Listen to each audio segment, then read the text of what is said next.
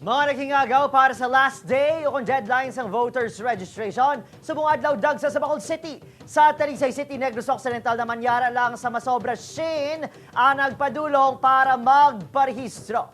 Yaring balita nga itong gitutuka. Dagsa ang mga naghingagaw agad magparehistro sa Bacolod City sa ulihing adlaw ng voters registration. Alas 8 sa kagat tubtub alas 5 sa hapon ang registration. 600 ang maximum nga marehistro bangod 3 lang computers ang Comelec Bacolod agad ma-encode ang registrants. Ang stand ni Chairman Garcia is wala kita extension sa voters registration natin. Ano ba lang rason nga may ara sa gihapon sang mga luyagid magpalabot sa deadline? Amo ginayang Pinoy ako, hindi malukpan, hindi magiyo. Kay basta last day na lang sa amo damo pang tao mapa-registered mo. Ang ining Iloy, subong lang kuno na parehistrong i-adoptibo. Bangod wala sang Milan sa iya bata nga may masakit.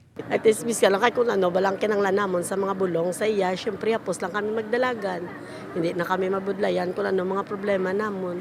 Iti isa kada barangay daan kag banwa ginausisa, ginarestro ka de. Ginalauman nga magalabot sa kabing 13,000 ang bagong registrant sa Bacolod City nga makaboto sa babot ng October 2023 BSK elections. May mga naghingagaw man sa last days ang Comelec registration sa Talisay City Gym. Apang kung ikumpara sa ibang lugar, malaka lang ang mga naghingagaw. Posibleng yara lang sa Shin ang marehistro sa buong adlaw. Sa ron, yara na sa kabin 1,500 analistas ang Comelec Talisay City umpisa sa nagsugod ng registration sa Disyembre. Pagklaro sa Comelec, tubtob subong lang adlaw ang registration, kag wala na sang extension. Gindag man ang ulihing adlaw sa voters registration sa Iloilo City Comelec sa isa ka mall sa syudad. Kalabanan, first-time voters. Sa pinakauling nga datos ng City Comelec, masobra 5,000 na ang nakaparehistro.